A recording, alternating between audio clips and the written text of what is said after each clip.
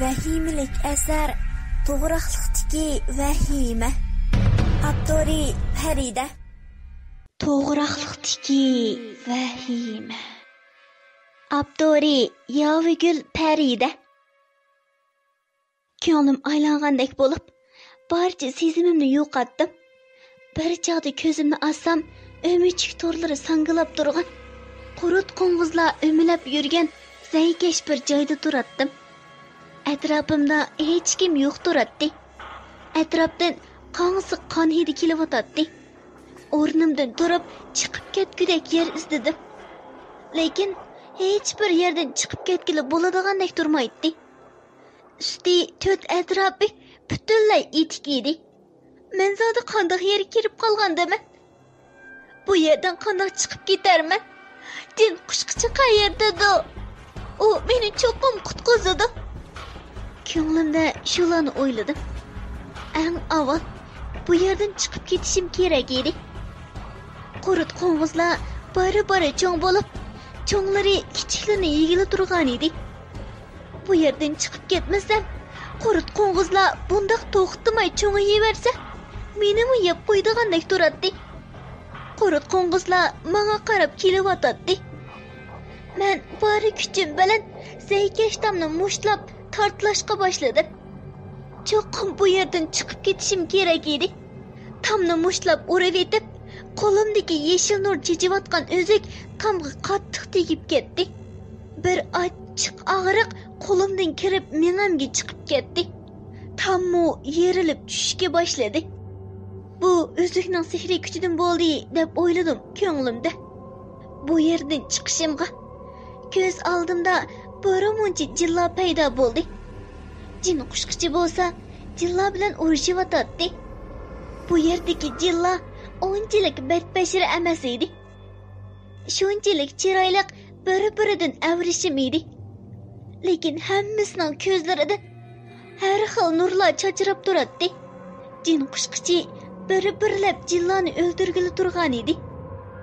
Jilla o'lganda jasadi qonga aylanib, qon o'g'riga aylanib, orqadan yo'qolib ketadi.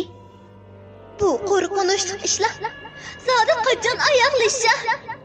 Jilla orasidagi urush xeyli uzun davomlashdi. Jin qushqichi jillani bir-birlab yo'qotdi. Ondan meni elib bu yerdan chiqib ketdi. Bu yer asli qon to'lgan ko'lning ichi ekan.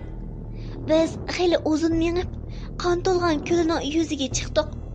Ko'l yuziga chiqib, men tezli qirg'oqqa mandim. Lekin jin qushqichi bir joyda jimni turadi. Uning turqi sal g'alit edi. Men uning turqiga qarab sal hayron bo'lib so'radim. Nemish bo'ldi? Jimni tursan-ku? Yura, bu qalla ichidan chiqib ketaylik. Men chiqib ketolmayman. Chiqib ketsam-la o'lib ketishim mumkin. Dedi jin qushqichi. Nima? Shunchalik hayronlik ichida qoldim. Yuragimning bir yerlari og'riyotgandek qiladi. Meni bu nesbasqor to'g'raqliqdan elib chiqib qo'ymamsan? Men qarab turaman. Qo'lingdagi uzukni ilib olsam, bu to'g'raqliqdan chiqib ketsa. Lekin sen qo'lingdagi uzukni ilib olsangla, men barliq iqtidorlarimni yo'qotaman. Dedi jin qushqichi. Men qo'limdagi uzukni ilib etmoqchi bo'ldim-da, turibli qoldim. Iqtidoringni yo'qolsang qanday bo'ladi? Boshqa jillar tarafida o'ltirilishim mumkin. Nemishqa? So'radim bir xil qo'rqimsirab. Chunki men jillar podshohining va insonning bolasi. Nurg'un jillar meni mush iqtidorimni yo'qotadigan kunni saqlayotdi. Dedi jin qushqichi eg'ir bir o'xsinib yetib. Undaq bo'lsa, qanday qilishim kerak? Dedim jin qushqichiga. Uning o'lib ketishiga men sababchi bo'lib qolsam bo'lmaydi. U menga shunchalik yaxshiliklarni qilib, meni qutqizib olgan tursa. Ha, bo'ldi. Sen bularni o'ylamay ketaver. Dedi. Qo'limdagi uzukni elib etmoqchi bo'ldim. Bu yerdan cho'qim ketishim kerak edi. Tuyuqsizli orqamdan varqirgan bir ovoz chiqdi. Men o'zlikni elib etishni unutib, arqamga burildim. Arqamda tırnaqlari uzun, sochlari sangilab, yuzlarini to'sib olgan bir jin turardi. Jin uzun qo'llarini menga sundi. O'zimni qanday qachirishni bilolmay qoldim. Shu paytda jin qushqichi tezlikda qon to'lgan ko'ldan chiqib, yenidagi xanjarni elibla menga qo'lini suzib kelgan uzun sochli qizga qaratib otdi-da, meni bag'riga bosdi. U shunchalik tez holsizlanib ketdi.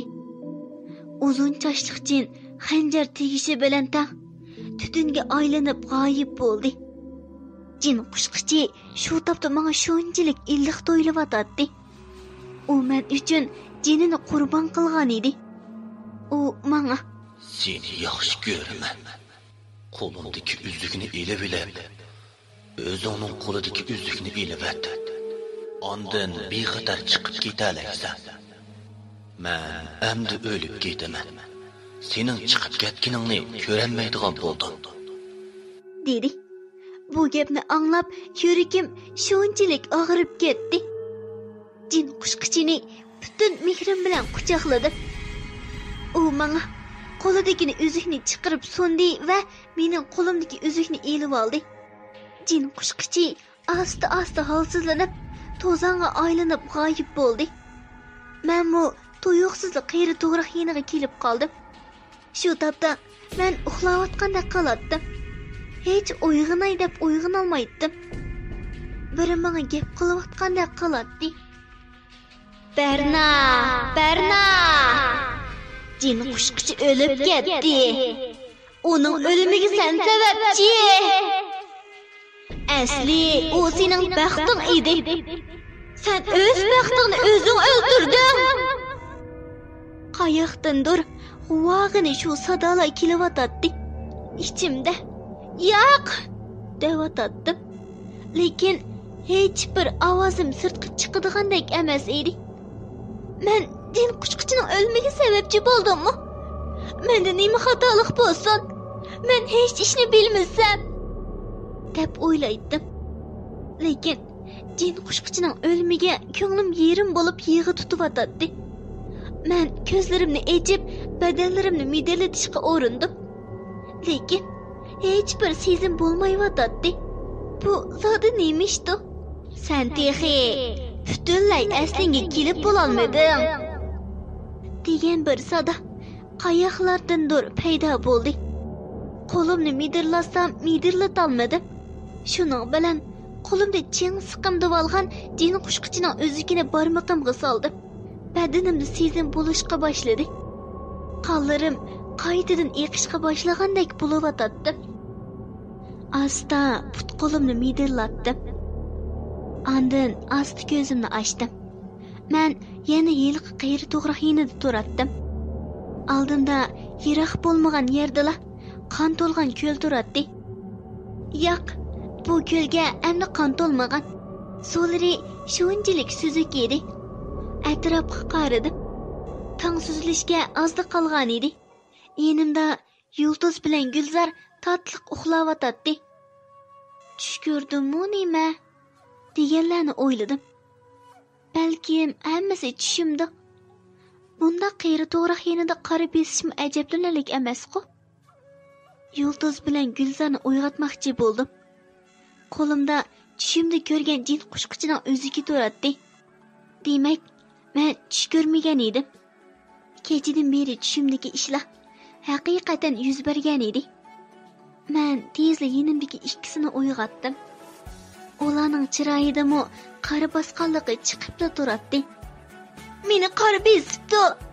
Tushimda meni badbashir jinlar yevitibdi. Shunchalik qo'rqib tush ko'ribdiman. Biz mushu to'g'riqda o'lib ketgudaymiz. deb yig'lig'il turdi Yulduz. Voy bo'ldi qila. Seni qari besib qopdi. Qari besib qolganmi? Shuncha qilgan bormi? Yuringlar, chiqib ketaylik bu yerdan, dedim. Ularni bir oz bo'lsa xotirjam qilish uchun. Menimi qari besib qopdi. Tushimda bir ko'lda liqqida qip-qizil qon turg'idek, dedi Gulzar. qalaymaqan gapni oz qilib turinglar o'rninglardan, chiqib ketaylik. Mush to'g'raqliqda o'ltiraverginglar bormi ya? Dedim achchiqlab. O'z qo'rqinchimni besish uchun shunda qilyapamdim yoki ularni qo'rqmasin dedimmi? Ish qilib bu yerda jin borligini faqat e'tirof qilgim kelgan edi. Ular o'rinlardan turishdi. Biz cho'ng tosh yo'l tarafga qarab maqdur. Nemishqidir ko'nglim bir xil yerim edi. Qayri to'raqliqdan yiroqlashgancha qo'limdagi jin qushqichining o'ziki nuri chechib, har bir qadam yiroqlasam nuri bir oz kuchayotdi. Tosh yo'lga oz qolgan chog'da bir qabristonlikqa kelib qoldik. Mush qabristonlikdan o'tsakla tosh yo'lga chiqatdik. Biz qabristonlikdan aylanib o'tmoqchi bo'ldik. Biroq qabristonlikdan yiroqlashgancha tosh yo'ldan yiroqlab ketayotdik. Qabristonlikni kesib o'taylik, dedim. Qaraganda mush qabristonlikdan cho'qim o'tishimiz kerak edi. Biz qo'rqinish ichida to'g'raqliqqa qadam oldik. To'g'raqliqning dal o'tirg'i kelganda qo'limdagi uzuk qip-qizil nur chechishga boshladi. Buni yulduz bilan Gulzar bayqab qolmasin deb uzukni yushirish uchun qo'llarimni yonchuqimga tiqdim. Biz qabristonlikdan chiqib ketay deganda ko'z oldimda g'illi-balli jin qushqichining simasi paydo bo'ldi. Bernaning yuragi peshida etishdi. O'zimni tuymayla ko'zidan 2 tomchi yosh sirg'ib mangzini bo'ylab yerga tushdi. U qo'lidagi uzuk qaramoqchi bo'lib, qo'lini yonchuqidan chiqardi. Lekin qo'lida uzuk yo'q turadi. Qabristonlikmi tuyuqsizla g'oyib bo'ldi. Yulduz bilan Gulzar qabristonlikning yo'qolib ketganiga bakla hayron bo'lib, qo'rqib ketdi. Berna bo'lsa o'z xiyolchi turadi. Uning qalbida qalblikmi qo'rqinish yo'q. Xiyolida faqat jin qushqichilar bor edi. 3 qiz cho'ng yo'lga chiqishiga bir mashina keldi. Qizlar mashinani to'sdi. Mashina to'xtab, qizlarni selib oldi. Bu tong saharda bu to'g'riqni nima ish qilyapsizlar? O'zinglar yolg'izmi? Dedi shoför kulib. Az gap qilib, bizni noyichi akirib qo'yingchi, dedim zarda bilan. Shoförmu ortiq gap qilmay mashinasini haydadi. Shunda qilib biz xeli uzun yo'l yurib Noyaga yetib keldik. Yulduz bilan Gulzarning ko'nglidagi qo'rqinish va vahima hech yo'qimgan edi. Hammamiz to'g'riqlikdagi bir kechni tugatib uylarimizga qarab mangdik. Mahalla oldiga kelgan chig'imda to'satdilla ko'z oldimda jin qushqichi paydo bo'ldi. Men qaytib keldim, dedi jin qushqichi. Jin qushqichi? Hayronlikda shuni deyaladim. Sen meni bu dunyoga odam holatida elib kelding. Meni yana burunqidek ataveramsan. Menga bir ism qo'yib qo'yg'ina, dedi u kulib. Menmo uninga qarab tatliq kuldim. Shu topda yuragimda to'g'riqlikdagi bir kechilik vahimadan asarmi yo'q. Shunchalik bir illiq tuyg'uga to'lgan edi. Suyimlik anglovchilar, to'g'riqlikdagi vahima nomli asar mush yerda oyoqlashdi.